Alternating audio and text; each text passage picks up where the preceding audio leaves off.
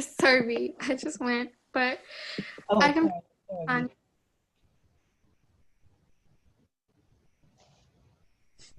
Oh, I only see a couple of people. So, Ron. I'll go ahead. My name's Punita Thurman. I'm she, her, hers, and my favorite food are probably potato chips, which is terrible. Potato chips or French fries. It's a good toss-up. I'll pass it to Lindsay. There's two Lindsay. Thanks. Hi, everyone. Oh, there are two Lindsays. Is it okay if I go Lindsay Matson? Hi, everyone. I'm Lindsay. I'm missing one of, or my pronouns are she, her, her, sorry. And my breakfast food, or my favorite food would be breakfast foods. And I'll go ahead and pass it to Barbara. She, her, hers, and I'm with America on ice cream. And let's see, Catherine. I'm not sure who hasn't spoken yet. Already spoke. Sorry. I can jump in. I'm the other Lindsay. I use she and they pronouns, and my favorite food is chicken tikka masala. And I'm going to pass to, Izzy. All right. I'm Izzy. I use any and all pronouns, and my favorite food is, I'm gonna say sushi. I'm gonna pass it to Dylan. Hi, everybody. My name is Dylan. I use he, him pronouns. And my favorite food, well, I really like pupusas. It's a fun Salvadoran dish. And I'm gonna pass it to Shelly. Hi, everyone. My name is Shelly Danner. It's so nice to be with all of you. My pronouns are she, her, hers, and favorite food is pizza. And I will popcorn it over to Maggie.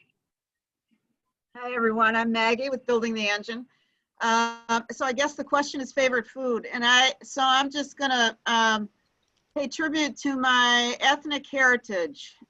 Anything Italian, but especially linguine with olive oil and parsley.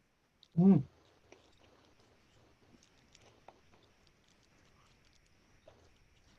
Oh, I gotta popcorn it. Who's up? Who still needs to be? It's hard to figure out. We've got Tanya and Ron. Ah, Tanya, popcorn for you. Hi, I'm Tanya with Eastside Community Network. She, her pronouns, and my favorite food is actually sauteed spinach. I know that's very strange, but I've been trying to eat healthier and I've become somewhat addicted to it. I do it with garlic and lemon, so it's not just sauteed spinach, but really, I actually really like it. And Ron. Well, I'm your recorder, but since you asked, the whole pronoun thing is brand new to me, so I'm assuming it's he. And I am the self-appointed president of Chocoholics of America, so that tells you what my favorite food is.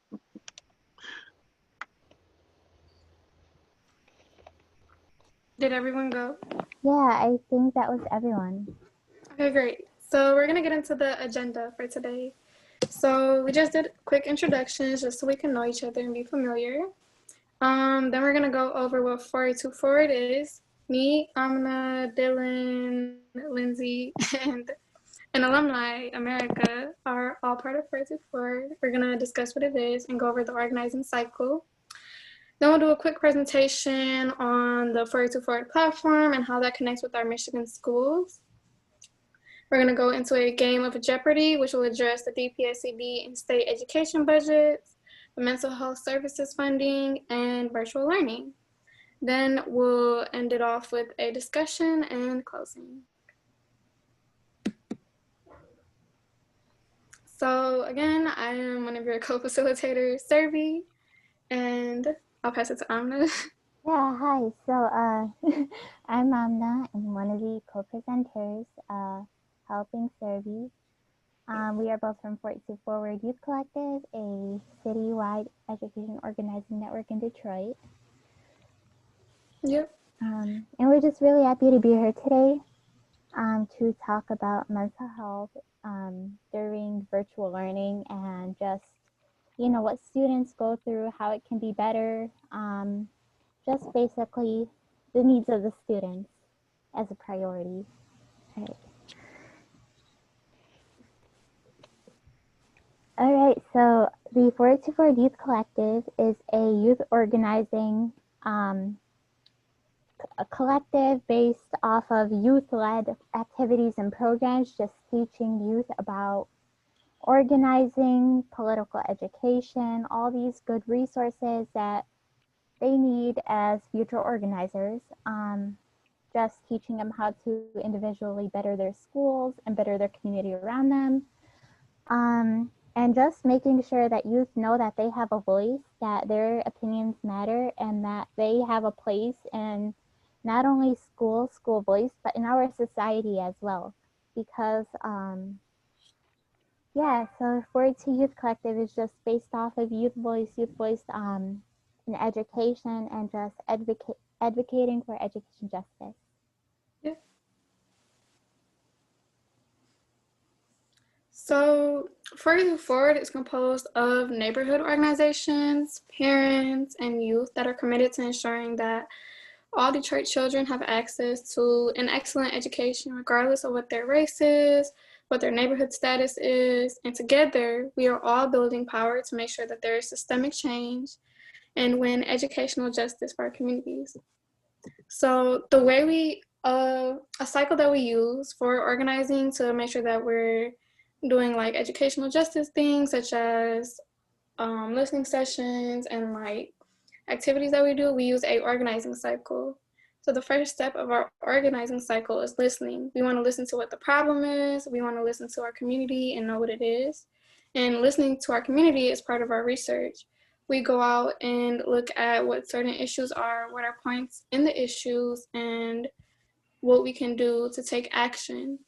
So then we take our action, whether that's going out and protesting or creating a smaller committee that helps address the issue. After we evaluate what the action was, we celebrate, because celebration is just as important. Yes, and writing op-eds. So then I'll pass it off to Amna to talk about the organizing platform. Yeah, so 42 Forward uses our organizing platform for many campaigns, such as Counselors Over Cops and Invest in Me. Counselors Over Cops is basically just wanting schools. This is more directed towards public schools because you see more cops in public schools than you would in charter schools. But basically just taking that funding away from cops in schools and putting it towards counselors and teachers and all those people that will help with mental health in students, rather than putting it towards cops or security that isn't as beneficial to school as to a school and students as it is to just students in general and the students' needs and whatever it takes for students to have a successful future. I'm going to hand it over to Surabhi to talk a bit about Invest in Me. So Invest in Me, there's another part to it, which is Babies Over Billionaires. And in the title, you can see that Babies Over Billionaires is our kids over billionaires. So people such as like Wall Street, like that top 1 high percent, the high class people, we want to take that money and we want to invest it in our youth instead of letting the rich keep getting richer, because the youth could benefit way more from it. We can make sure that we invest into their school and their future, because they are our future generation. We are your future generation. So making sure that we are investing in them, make sure that it ensure that we are successful. So then I'm going to talk about the background. So the background of our platform, before we created our platform, in the beginning of spring, 42 Forward held a whole bunch of listening sessions to hear about what students wanted to see in their schools and what they needed to see in their schools. So from our listening sessions, we started off by asking 3 questions. The questions just consisted of what did you want in your schools before COVID? Because even though making sure that we have our schools well equipped and changed during COVID is just as important, these issues were here before COVID. So making sure that we enunciate and announce that is important. And then we also asked, what do they believe a better school environment looked for them? And what do they think needs to be changed in their schools? After we asked those questions, at the end of every listening session, we recorded their answers and we collected that data. From the data presented, we created a list of demands that helped to reflect what we heard from students all across Michigan. So I'll pass it over to Amna to talk about the main components of the platform.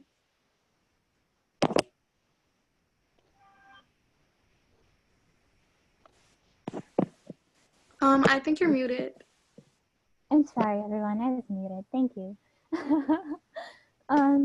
So basically, a platform is basically what you're using, your organizing, what your organizing topic is, what you're using it for. So basically, forward to forward, what we focus on most is just making sure that the BECDD budget is within the students' needs and within the students' even just wants sometimes, and just making sure that the money that is being used on BPSCD or DPS is going to students for their mental health and wellness, and just making sure that another big part of Forward to Forward's platform is just making sure that our curriculum is anti-racist and just, you know, holds minorities within a good place in our society for the future. Investing in bigger buildings is also something we focus on due to overcrowded classrooms and things students experience on a daily basis. And I think this all just relates back to the Invest in Me campaign, and yeah, just based off of investing into health and safety of the students. Next slide. I have breaking news. Breaking news. The session will now end at 6 o'clock, so I'll give a 30-minute notice at 5:30 and then 15 at 5:45. So okay, go ahead. Thank you.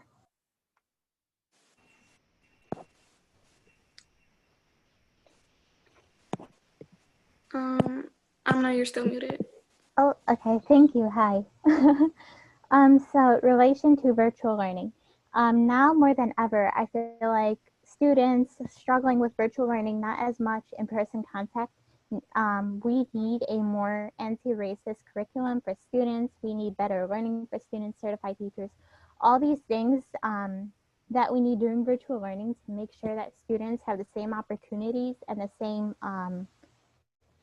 learning curriculum as other students outside of Detroit. So when in relation to virtual learning, we're just making sure that now more than ever, because it is really needed and it is needed now that we have these things that Forward to Forward is fighting for. And pass it over to Surabhi. To address what Anita put in the chat, attendance and engaging, I kept hearing that students are just not showing up. We need to address that. Students are not mentally well, which relates to our mental health and virtual learning part. Students don't feel like learning through a screen is good for them. No one's supporting them. We don't have enough counselors in schools, which is actually something we'll talk about later on in the presentation. We don't have enough counselors that support our students to make sure that we're getting them to engage and that they're in a safe and controlled environment. So actually, in our listening sessions, we heard that we need more mental health counselors available for students in each school. There's not enough mental health counselors. Now, some schools do have counselors that help them with their grades and getting into college, but when it comes to mental health, there aren't many. And then we also need to make sure that the student and the teacher admin bond is stronger. Students should be able to feel as if they can communicate with the teachers and the adults that are around them, because essentially we're putting them in a environment with them for more than 6 hours. And if they don't feel like they can trust to talk to them, they won't do good in that environment. So a trustable and calm environment is also needed in classrooms and throughout the whole school so that our students can be more comfortable. And then for virtual learning, schools need to also provide more resources and materials for students to be successful while learning virtually, such as like technology, books, making sure that they have an emphasis on the importance that there will be technology issues. That's a big part during virtual learning, that there is a whole bunch of technology issues and flaws. So making sure that there's an understanding of these issues and offering support and sympathy for our youth. And lastly, just more office hours during virtual learning where students can go and communicate to teachers for additional guidance. When we were in person, when students were in person, there was more of a time that students could go out and talk to their teachers about if they didn't understand something, or they feel like they're falling behind, or they feel like they don't get what is happening. Now, when it's online, it's a little bit different, or actually a lot different. So we need to make sure that students know that they can go out and reach out to their teachers. Next slide. Yeah, so, yeah, you guys can hear me. Okay, making sure I'm not muted again. So the current DPS school police budget is $33 million and more than that. And so just making sure that that $33 million is spent well in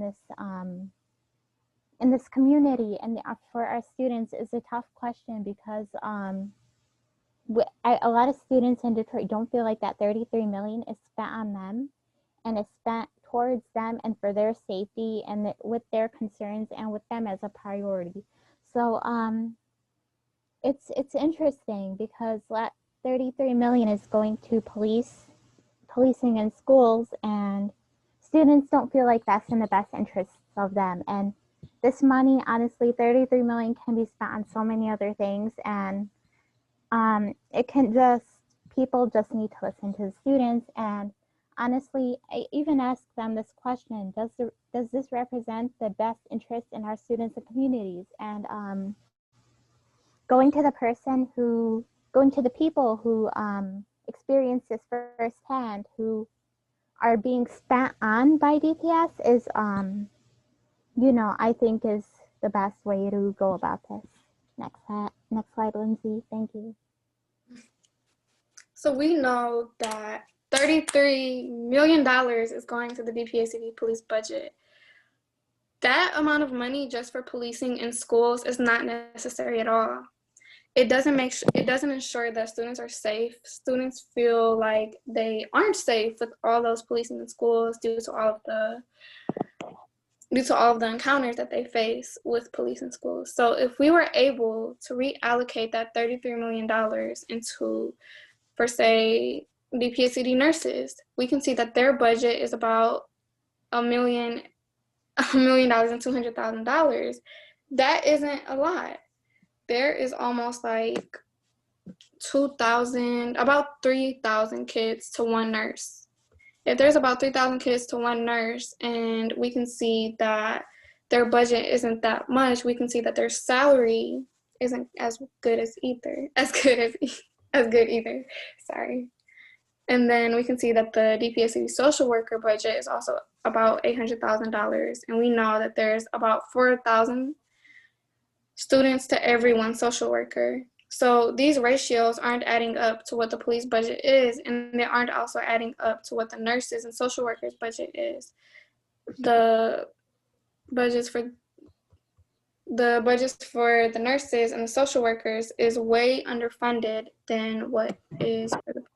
If we were able to allocate that $33 million into nurses and social workers, we can ensure that they're getting a higher salary for the amount of work that they put into our youth. And next slide.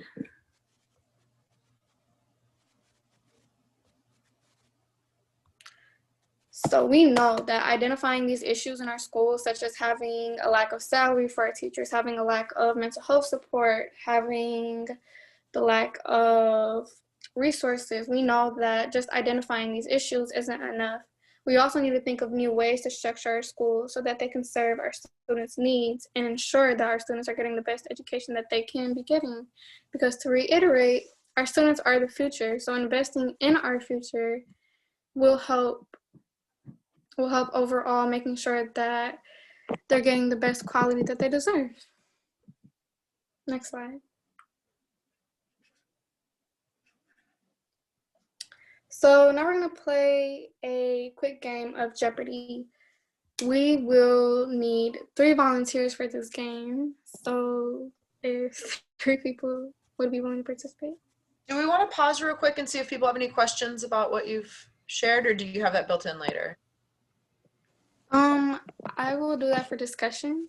Okay, cool. I wasn't sure if we're doing that now. Yeah, and we also want to say that this game of Jeopardy! Is dedicated to Alex Trebek, a Love Jeopardy host. So yeah, we'll go on and play.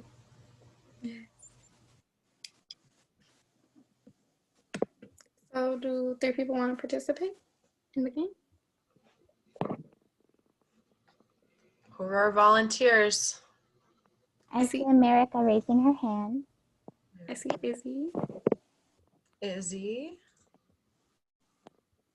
All right, America, which person on here do you want to be?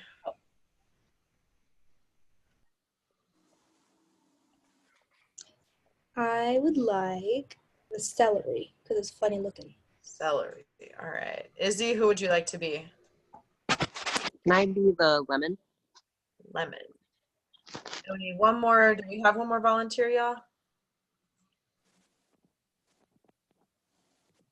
I'm looking for somebody else to do it. Okay, go, Catherine, go. Okay, I'll be the broccoli. Broccoli. All right. Great. All right, and you don't have to frame it in the typical Jeopardy asking it as a question, what is style. Yeah, and just for a buzzer, I'd like you to put a reaction, a Zoom reaction, to show that you're ready to answer a question, and I will be looking out for it. If you do not know where the Zoom reactions are, it will be next to the chat option. You'll see a little smiley face. And if you just click that, you can click on a reaction and I will be able to see it. And if you're on a phone, you can click more and the reactions will pop up at the top. So I go to the chat to find the reaction? No, it will be, are you on a computer? Yes. Okay, so if you go next to chat, you'll see share screen, record, and then reactions. I have share screen. You may have to click more, Kate. You may have to, yeah. Live transcript, ask for help. Right next to that. Ask for help. Reactions. Is that it? Yeah. Okay. What? And if you click on one of the little emojis or smiley faces, it will pop up. Yep. And just to reiterate the rules really quickly. So to buzz in to answer the questions, like Amna said, we'll be using the reaction button after the question is picked. Whoever uses the reaction first will have a chance to answer. So people cannot buzz in until after the question has been read out loud. Whoever buzzes in first will be able to answer the question by unmuting their mics. And if that person gets it wrong, we'll go for a steal round and we'll keep going until no one gets it. And if the question doesn't get answered correctly, we will reveal the answer. And whoever the last person was to pick the question will be able to choose another question to move on. So I saw Izzy first. So I'll let Izzy go. You can pick a category and a price to start off. Okay.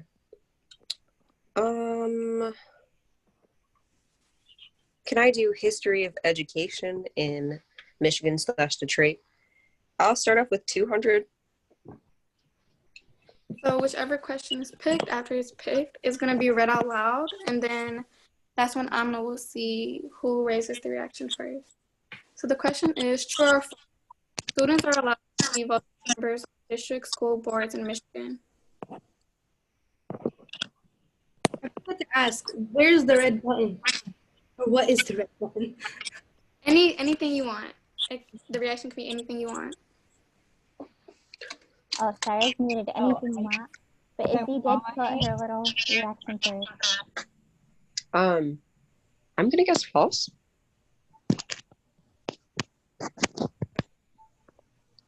I think I'm doing mine wrong. I think I'm clapping for the lemon. I appreciate it. Oh, so I got it correct? You got it correct. All right. Yes. So do our 3 contestants understand what we're doing? No. How can we help you, Kate? So if I know the answer, I click on the reaction, right? You click reaction and then you have to click one of the little emojis. And you can't click it until after Surabhi has finished reading the question, just like in regular Jeopardy. So I Just click like the that. reaction and I click, and there's hands clapping that came up. Yes. Okay. And then I click the hands clapping. Mm-hmm. And that's how you buzz in. Okay. So I click the hands clapping twice then. Okay. Yep, and you just need to do it fastest. Okay. Okay, so Izzy, you get to pick another category and another prize. Okay. Ooh, I'm gonna do wild card for. I'll do 300. Okay. So, what was the name of the late actor who played Black Panther? America buzzed in first. Chadwick Boseman. Woo! Wait, you were celery, right, America? Uh-huh. Woo! Saddest day of my life by far. And since you got it right, America, you get to pick the category and the price. Funding mental health in schools, 100.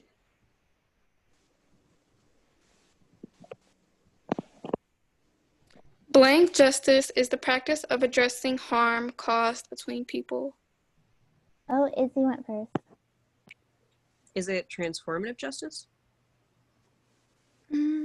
Close, but no. I know the answer, but my clicker, I'm not clicking right. So now Yeah, give it to Catherine. Let her. Okay, Catherine. Now that I am full screen, it's social justice. Not What quite. is social justice? Not quite. So, America? That was gonna be my answer, but give me a second. The practice is the practice of addressing harm. I don't know. That's okay. I feel like I should know this one. Honestly, we all should at this point, but it's restorative. Yes. Izzy was close. 100 for this. Why is it this hard? Well, I can't even click in, so go for it. Maybe you should like mute or something. If the reactions are getting hard, you all can just like make a buzzing noise, I guess. Oh yeah, we can make like a, I don't know, everybody else this is good for a buzzing noise. I think that's fine. Okay, so you guys can unmute and say buzz. And since America picked the last one, you get to pick again. Let's try it again. Funding mental health in schools, 200. How much does BECDD currently spend on school policing? I know. So America put a reaction first. Catherine said I know. All right, Catherine. Wasn't it 33 million? Or am I lost? You got it right. I don't, oh, so many zeros. Okay. You got it right. You get to pick again. I'm sorry. Youth organizing, 100.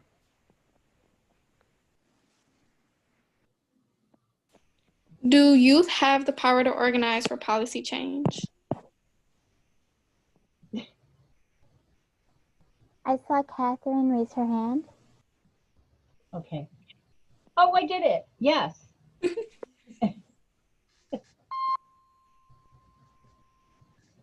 And since you got that right, you get to pick the category and the price. All right, I'm going to do wild card for 400.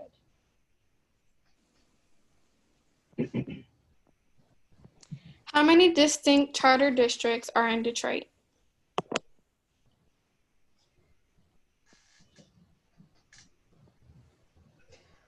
Catherine put her emoji up first. Okay. What is What was the number? 6? No, it's more than that. What is, no, What is Can I- 13? What was your guess, America? What is 13? Nope, it's more than that. Izzy, would you like to share? Yes. Yeah, I was gonna say, well, my previous answer was shorter than that, so I guess I'll say 15. no, Oh my goodness. Oh my. 67? Yes. So let's come back to that and about how hard it is to organize around education in Detroit with 68, including DPSCD districts. That wasn't included. Right. All right, so Catherine, you get to pick the category and the price again. I would like to do youth organizing for 300.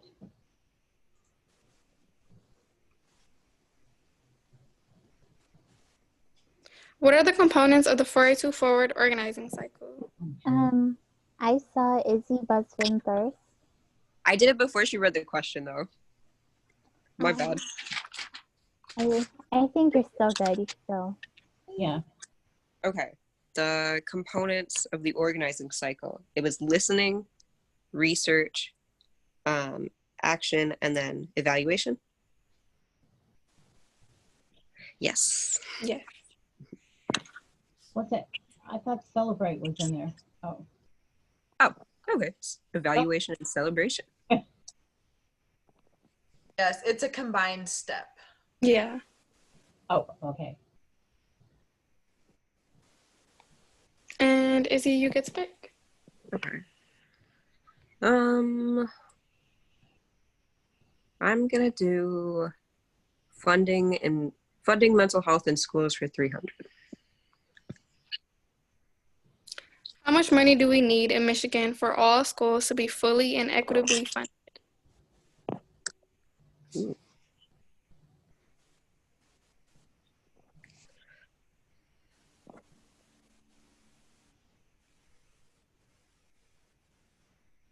A lot. It is a lot. If you don't know it, you can always just throw out a number. I'm just thinking about the 33, what was it? 33 million, 33 for DPS or for Detroit's schools police We department. can do, you guys all three guess a number, and whichever one is closest gets the point. I'm going to say 100 billion. Oh. This is hard.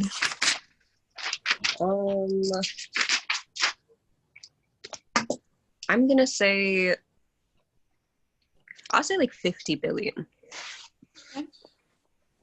America? So, for how much money do we need in Michigan for all schools to be fully and equitably funded? I'm thinking about like the whole thing that 482 Forward did years ago. We got the I don't know what was billion or trillion. I don't know if we got to trillion, but that was only for, I believe, Detroit. I'd say 20 billion. Okay, so America was closest. It is 3.7 billion. Oh. Well, that's nothing. That's enough. I mean, that's doable. It's doable. Something. Yeah. It is doable. Doable, and they're not doing it. That's right. That's when you know it's messed up. Yep. So How many billion? 3 billion? 3.7 billion. And since America got that right, you can pick the category and price. Okay, let's do this one more time. Funding mental health in schools, 400. How many total social workers are in BPSCD schools? I don't know.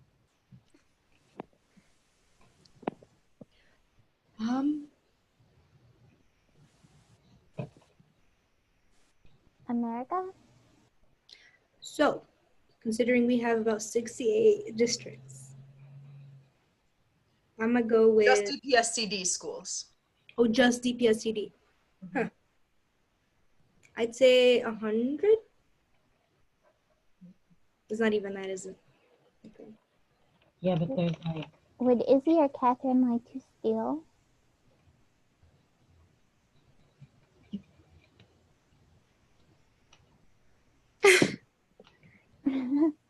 Were you thinking less than 100? Yes, I'll just say man. yes. no. No. I don't know, because I was thinking about the 4,000 students per one social worker. I don't know how many Detroit students are, the K-12 Like- students there are off the top of my head. And sometimes one high school will have, what, 3,000 students? Okay. So how many high 19 schools? enrollment. I'd say under 100. Okay, so I see America raising her hand. I'm gonna go with 40. I'm gonna say 80. I'll say 85. I'm gonna say, are we all guessing? Yeah. Yeah. That's not the way it's played. I would say at least 100. Okay. I'm gonna go with 20. Stop guessing. I didn't know what was going on. You said 40, I think. All Is right. it It's 12. 40 is close. I think 40 12? is, yes, 12. So what's the answer? Was I supposed to? It's 12. Was I supposed to give someone a point? 12? Mm-hmm.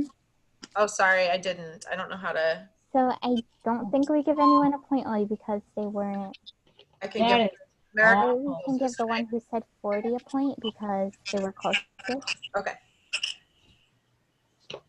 so We're making up our own 51? So 51,000 students and for 12 social workers? Yeah. Okay, that is not okay. It gives me panic No, attack it is thinking not. about it. Yeah. 12 social workers. I can see that America's away. So, Izzy, would you like to choose the next category in question? Sure. I'll do 300 history of education in Michigan/Detroit. Which Michigan city was the first in the country to have a school district with their own police department? Oh, America did buzz in first. I actually don't know the answer, but Lansing?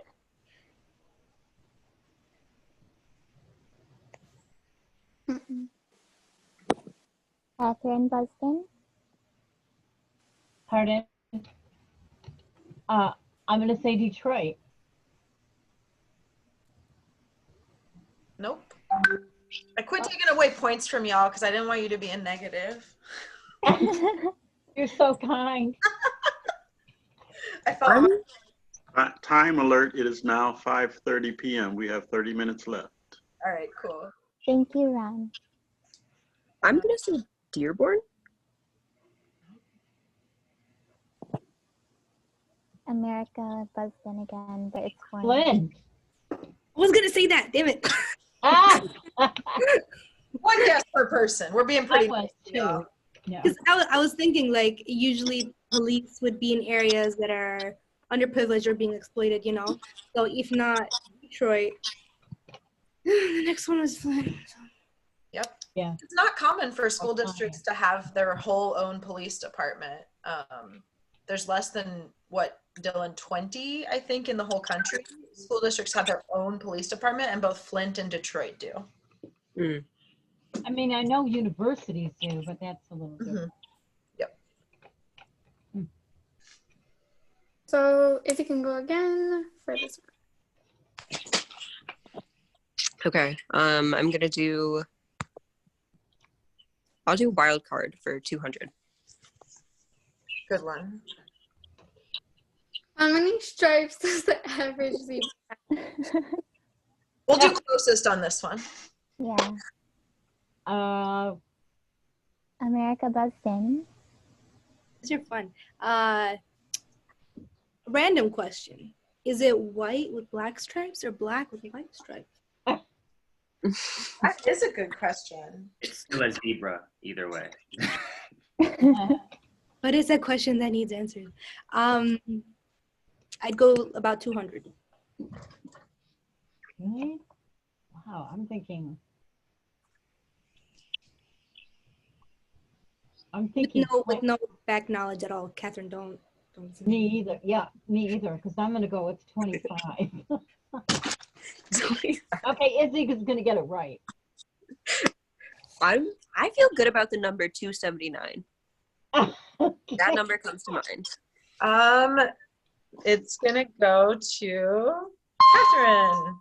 Oh, finally, I got a point. What is it? It is 102, I think. Yep. Yeah. Yeah. So since you got that right, you get to pick the word. Oh, right. Okay. Let me go with youth organizing for 400. Approximately how many people did 42 Forward and our partners register to vote during the month of October? Oh, I don't know any of these answers. America is raising her hand. I like guessing. 42. I'm gonna say 10,000. That would be Wow. Please tell me it reached there. Not 10,000. It's the next goal though. I wish it was 10,000. I'm gonna say 3,000. Ooh, I was gonna say 2,000. And it would go to Izzy then. Oh, darn it, Izzy. So close. So close and yet so far. We did about 200. You all really believe in us though. Oh, I guess so. 200 votes is still great though. And 10,000 is the goal. You guys are gonna do amazing. Izzy, you get to pick for this round. Okay, I'm gonna do the hard one. History of education for 400. What did Detroit students and families sue the state of Michigan over in 2016? Oh, what did I do? America. Hey, do you have that one? And a little clapping emoji. I think I overdid my clicking. Catherine, you can go ahead. You said you clicked. I think it was the emergency manager. No? I think that was much earlier. That wasn't through 42, I don't think. I would say they sued the state for inadequate funding, something that's inadequate, because something is inadequate. So you need to get a little more specific than that. Lack of funding for schools. Not quite. Would you like to guess? Was that for me? I 2016, I feel like I remember seeing something on Twitter in 2015 or 2016 about the physical conditions of the Detroit schools falling apart. Did it have to do with that? That would be a great thing to sue over, but no, it made news. I'm going to give everyone a hint. It made news again this year because the lawsuit was finally settled and we won. That help? I know what you're talking about. I still don't know the words or what it was about. So well, I'm such a great person, such a great alumni. All right, this is a really exciting one. There's the right to literacy. Oh, okay. So it was a big fight because Michigan wanted to say that even though people have the right to education, they don't have the right to literacy. And Detroit students fought back and said, what's the point of the right to education if we don't have the right to literacy? 3 more. That's right. Who was the last correct questioner? We can say Catherine because she did buzz in first last time. Oh, okay. So I'm going to try youth organizing for 200. Maybe I could do better with that category. What is the statement? What is the statement? The definition of taking collective action to solve the root cause of a problem by turning the resources you have into the power you need to win the change you want. So what is that statement the definition of? Organizing? What is community activism, organizing? Nice. You get to go again. Oh, I get to go again. Let's go with the wild card. I'm not too good with the history thing. True or false? Public charter school boards have an elected board. False. Oh, I'm sorry. Izzy buzzed in first. I was going to say false also. Sorry, Catherine. It's okay. Okay, Take last one. Who's the person responsible for much of the privatization of Detroit schools? America buzzed in first. Is it Duggan? Need more reasons to not like that guy. Not Duggan, not Duggan. Izzy put in second. Is it Betsy DeVos? Yeah. First name. Betsy. Let's go. Celery. Congratulations. Such a cute seller. Good job, y'all. Y'all did great. Yeah.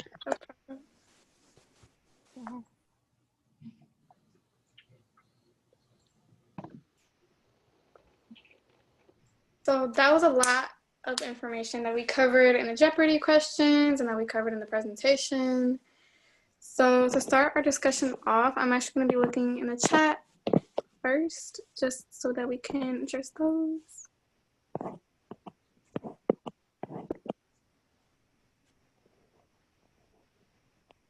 Sorry, my chat is not popping up. Surabhi, if it's helpful, I can read off the questions that we had in the chat. So I know one of them that popped up, it was in reference to the school police budget. And so one question that popped up was, how does DPSCD's police budget compare to schools in the Detroit region? And why is it so high?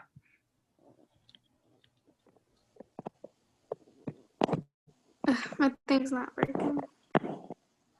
So sorry. Would Amna like to answer that while I try to get the situation? Yeah, of course. What is the question? I was just curious, like the number was so large, but I know DPSCD is a large district, so just curious if like as a percentage, it was much bigger than other charter schools in the city or other schools in a region. I know probably percentages are probably easier just because no one has a budget as big as DPSCD. So charter schools in Detroit are mostly run basically more individually, towards their like management offices, their authorizers, stuff. It's more, it's more kind of private, even though they really aren't, but because we do have majority public charters in Detroit. But I would say that the budget for police and DPS or DPSCD has is much more of the percentage than the ones in charter schools. Does that answer your question? Yeah, no, and if you don't have the information, it's okay. I feel like it would be great. I bet it's higher. I just don't know how to. Oh yeah, it's completely higher. And part of the reason that it's higher is because Detroit and Flint, for example, are two of the only, if not the only, schools that have their own police department. So $14 million of that money goes into police department, to police officers, into the actual department, as well as security guards. And then another chunk of money goes into security cameras and also metal detectors.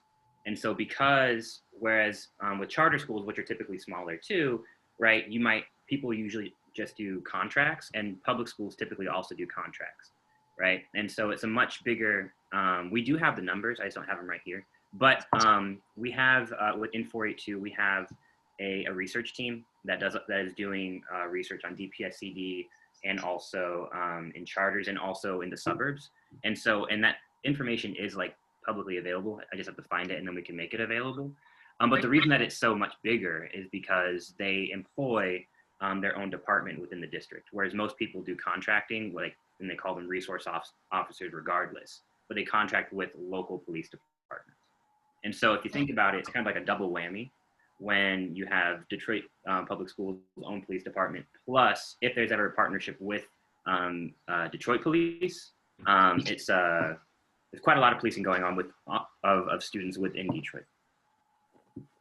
Thank you, that's super helpful. Yep, so I don't see anything else in the chat. The previous one that you mentioned about student attendance and reimagining, we're gonna actually address that in the next slide. So I'll save that off just a little bit longer. Was there anything else that surprised you or something that you have a comment on or a question about from what you heard? The social work number shocks me. Yeah. It makes me panic about still thinking about that. I was going to say the same thing. The lack of social workers. That's horrible. Yeah. Thinking about, I went to any of that. Like, is it possible? Like, it's so low. Like, is it possible they contract any of the social workers? Dylan, what do you know about that? Because that's what I had asked you the other day, because I thought that number, I was just like, that's impossible. But I think you're the one who had kind of researched that. What is the deal with that? So I think sometimes they might contract social workers temporarily, but usually social workers, because I was looking at jobs when I graduated from social work school, and social workers are required to have a school certificate, so they're usually hired on by the school they work at. But actually, they're hired by the district. The issue is that whereas in other states you have social workers that are hired on school to school individually, within DPSCD they're hired to a district, which means they have a clump of schools that they're in charge of, and that's not actually unique to Detroit. That's a common practice throughout Michigan. So even here in Ann Arbor, or if you're in Detroit, it's similar. It's not necessarily the standard, but it's done because it saves money, right? And so that's the issue, is that you have folks who are hired district-wide to meet the needs of 51,000 students, right? And I think there's also an issue because then we often conflate the terms social worker and counselor, but within the district's vocabulary, they're two very distinct things. Counselors are usually the folks that are focusing on college prep, right? Or like the less like cognitively or clinically intensive work, but that comes with doing like one-to-one work with students, right? And so then, so there's more stratification of what money goes into counselors and also social workers. So that's why the number is so drastic, right? Is because we're not hiring them schools. Michigan has some of the worst rates in the country. So this isn't just a Detroit problem. Michigan as a whole has some of the worst rates in the country for the ratios of students to social workers and also students to nurses. In the bottom 10 in both of those. I'd have to look up the exact numbers, but yeah, it's real bad. So it's not just uniquely Detroit. And I think it's important that we're making that connection. Like I grew up in a rural school. And so I think about that all the time, where like the same issues that we see in Detroit schools were the issues that I had in my rural school because of not having funding. And so stuff like that, I think that's really interesting. That's something that stands out to me when I see these statistics and this information that y'all have shared today. And what's also interesting about social workers in Michigan is that I attended undergrad in Minnesota, and in Minnesota, for example, social workers are part of the teachers union, right? Whereas in Michigan, they are not. They're part of a paraprofessionals union, right? And so that's also, depending on how well represented different unions are in negotiations, right? You have a lower salary rate, right? And so then there's also less people looking to do social work within the district because they're not well paid, and there's high turnover, which is similar with teachers as well, right? So it is now 5:47 p.m. So we have less than 10 minutes before the 5-minute warning. Thank you, Ron.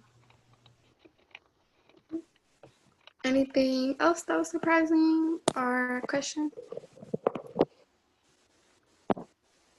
If not, we can move on to the next part of the discussion.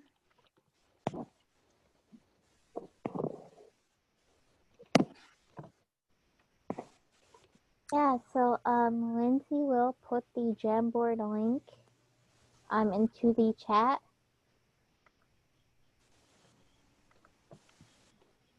And the prompt for the Jamboard was, what would an increased budget for wellness services look like in schools? So when going to the Jamboard, you can add a sticky note or text just answering the question, what does a reimagined wellness based budget look like for you? So what do you think the numbers would be? What do you think the wellness budget would go towards? Things of that sort. You all should all have access to the Jamboard if you click on the link that Dylan dropped, or if you'd prefer to name some things out, I can put sticky notes on. So this is, I know Punita had asked a question earlier, and can we come back to that one now as far as like reimagining? Yes. Can y'all remind me what it was? It's just hard for me to go to the chat when I'm sharing my screen. Is that the question concerning attendance and engagement? Mm-hmm. Mm-hmm. Punita, if you want, would you like to restate your question so that Lindsay can write it in your words? Yeah, that schools, a reimagined wellness budget. Schools are engaging and able to support or remove barriers that inhibit kids from wanting to be there and being able to get there and stay there. I'm really worried about that right now in this virtual environment, and I feel like kids are disengaging everywhere and we just don't know, and we're gonna start to see like these cliffs of high school aged kids who just choose that it's too hard, like it's not worth their time to be online. And I don't know how to assess if that anxiety is real or how big, and so I bring it up anywhere I can.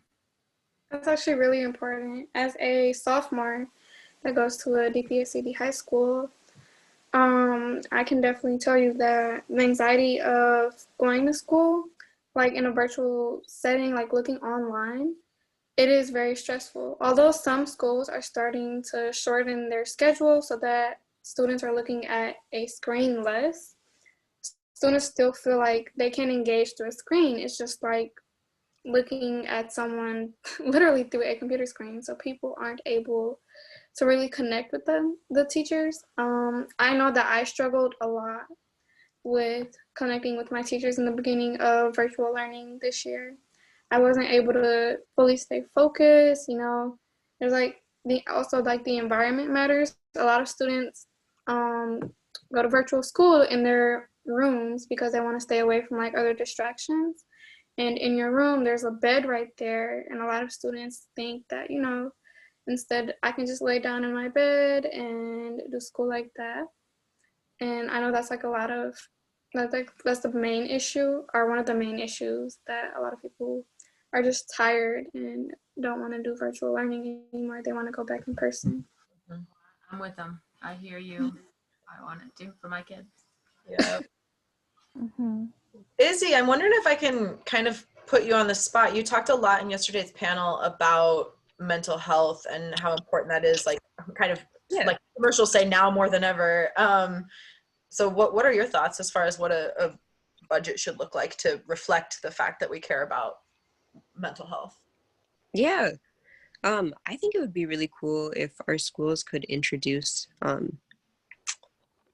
trying to think of a way to articulate this. Like, I would say practices that support mental health, but practices that,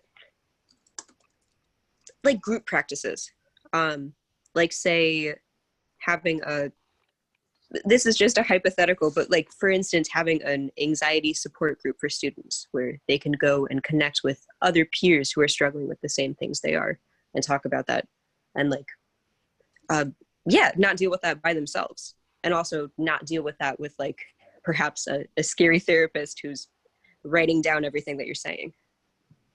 Yeah, like Dylan said, healing circles. I really like the idea of that. Yeah. You need, you really sort of need a social worker or a therapist to lead those, if you want, to facilitate them properly. I just think every school needs a social worker and a nurse, and that it should be open to the community. Families can go for therapy. It should be like the school should be the hub of every neighborhood that they're in. That I have always felt really strongly about that. That should be, you go see the nurse. If your baby's sick, it should have daycare in a high school for kids, teens that have children. It should, the school should be just the center of the community, and everything, every service, AA meetings, and all of those things. So, social services. That's just my opinion. I feel like another thing that comes to mind, that I definitely wish I had as a young person, is some sort of class on, some sort of class or program projects that educates young people on what bodily autonomy actually means, and also like what healthy relationships look like, how to basically like how to look out for abusive dynamics, whether that's in a like one-on-one relationship, or whether that's even like in a, maybe you're in a job environment that is being very abusive to you. How to recognize that as a young person. Oh, that's a good one. It is good.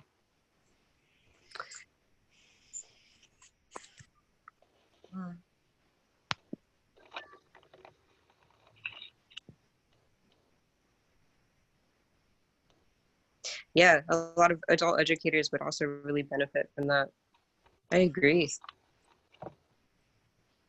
I think Kate's point about schools being the center of the community, that number of different districts in Detroit, 68 districts, makes it so hard, and the competition that's created by school privatization makes it really hard for people to be like, this is my community school, right? Yeah.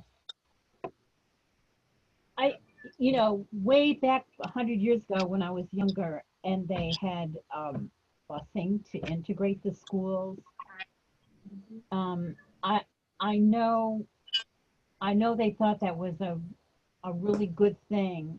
I mean, they meant well, but but rather than really just pouring money into the schools that needed it to make them stronger and better, it really took away from that community school feeling where, you know, if I'm a parent and I don't have a car, I can still get to the parent teacher meeting because the school is only 6 blocks away. Right. Or that you walk to school with your friends and you walk home with your friends as part of the community. It took that away, and I don't think we ever got it back. And another byproduct of that was a bunch of people fled to the suburbs. Right? Yes, right. And then so what good did it do? Really, you know, it's like if you have a school that needs books and, you know, all these things and it's not getting those things, then get those things to the school so it is as good as any other school around. And I think I agree, and I think the big problem with, like, the biggest problem that I see coming out of that initiative wasn't the initiative itself, like we're all saying, but it was the fact that people didn't stick with it and really rock with the issue, right? Of how do we ensure equitable schooling? What happened was they found another solution, which was privatization of schools. I'm sorry to interrupt, but it's 5:57 and going to get the automatic 2-minute notice in 1 more minute. So need to wrap up and decide who's going to report out for the group. Thank you. I felt like it was a Band-Aid that was put onto a gaping hole. You know what I mean? It really didn't, it just kind of stopped the bleeding, but it didn't ever solve the problem of inequity in education. Surabhi, do you want to introduce the MLK retreat and then also have someone report out? Yes. So I just want to say thank you for this discussion, the commentary, the Jamboard. I just loved it all. As a part of Detroit and Michigan schools, and also a student who's fighting to get Michigan and Detroit schools better, this was like really important to know that there are people that are willing to learn about how to get voice out. So regarding to that, to get our voice out, we have a First to Forward is holding a MLK Day retreat on January 17th and 18th. New members are more than welcome. There we just discussed about, again, education issues, social justice issues.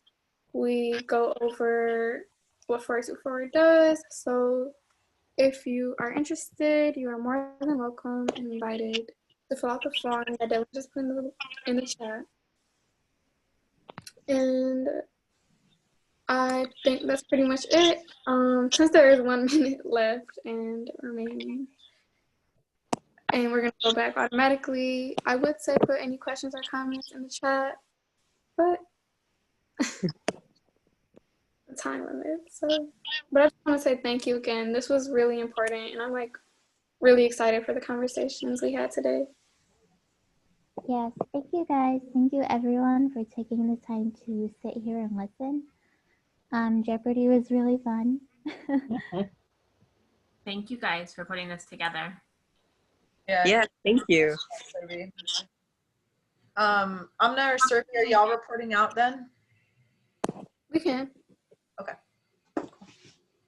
We're probably having, we'll probably get cut off, but you know, because this is at like the building the engine and community development conversation, I think it's also an important conversation to talk about schools in the context of specific neighborhoods and like what neighborhood priorities are for schools, and how to put pressure from a neighborhood perspective about what, even if you can't get at the whole system, like what can you do with a set of principles?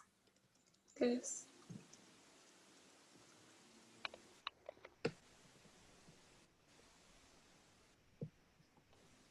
What's the targeted age group for the retreat?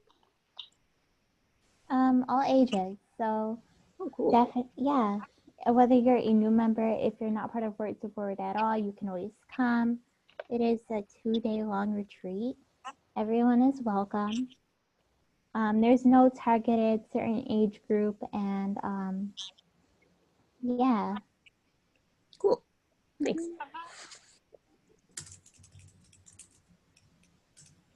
Yeah, particularly because we're trying to move with more intentionality in the way that we reach out to charter school students, right? Because we have a large number of students within our collective and in our network that go to DPSCD schools. But what we're realizing is that although our invest divest framework, investing in mental health resources, divesting from an exorbitantly too big police budget, is like relevant to DPSCD students, right? It doesn't really make sense to folks who are going to CCA or to Universal Academy or Oakland International, because that's not a lived experience in the school itself, right? With that amount of over policing, right? So with this frame on coalition building, relationship building, and investing in mental health and emotional wellness resources, we want to make sure that we have a base of people that can be unified in that front, right? So, you know, we work with youth between the ages of 12 and 22, you know, but, you know, we need an intergenerational approach to the way that we tackle mental health equity within our schools, within the Detroit metro area, right? So when you're talking to folks about this retreat, and that's kind of the frame that we're going for.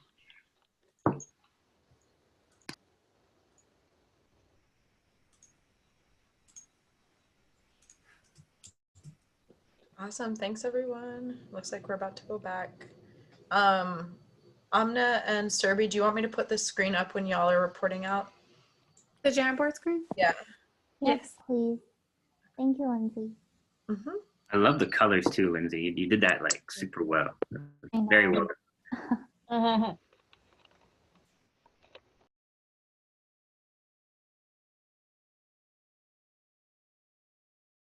Come on in. Come on back in.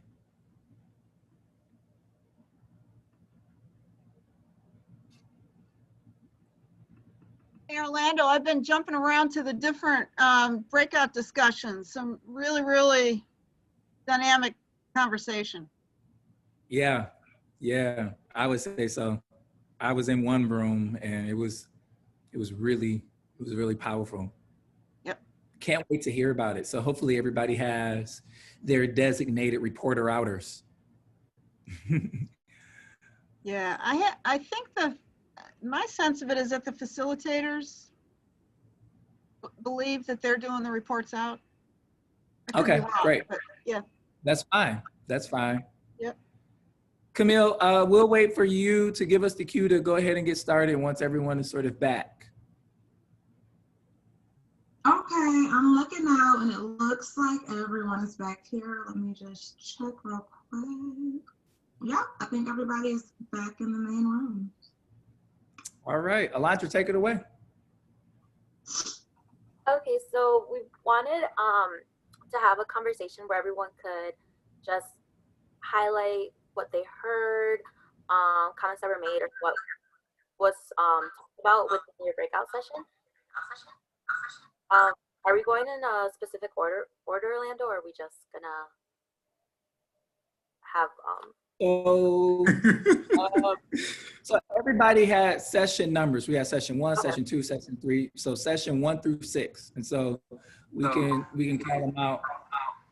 But what we want to do is first thank everybody, especially the amazing group of organizations that put on these breakout sessions. We know that it took a lot of prep work to do it. So shout out to 482 Forward, Youth Organizing Collective, Bridging Communities, Inc., the Villages CDC, Office of Council President Pro Tem Mary Sheffield and Council Member Lopez, Detroit Action, U of M, D4, Deep Dive, Detroit, Building Community Value, Detroit Justice Center, Detroit Will Breathe, Detroit Future City, ALPAC, the Coalition for Police Transparency and Accountability, Congress of Communities, ECN and CDAT. All of you did the work to make those discussions as dynamic as they were. We want to thank you. So this is what we're going to do. After we hear report out from each group, we're going to spend some time talking through exactly what we heard. And then in real time, Camille, because she is the Zoom goddess,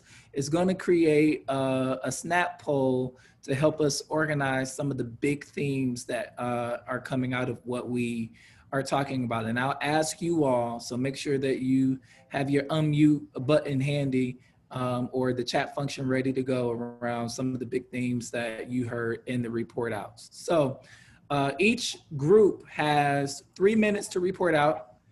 Don't try me. Don't try me. You got 3 minutes. And we'll get into the larger group discussion. So let's start with group session number 1. What was session number 1? Mental health during virtual learning. Let's do it. Great. So we started off with talking about what 482 Forward is. For those who don't know, 482 Forward is a citywide education organizing network that is based in Detroit. We just talked about what 482 Forward does, how we organize, what platform we use while organizing, which is invest in my health and safety. Invest in my health and safety is referring to investing in our youth and investing in our youth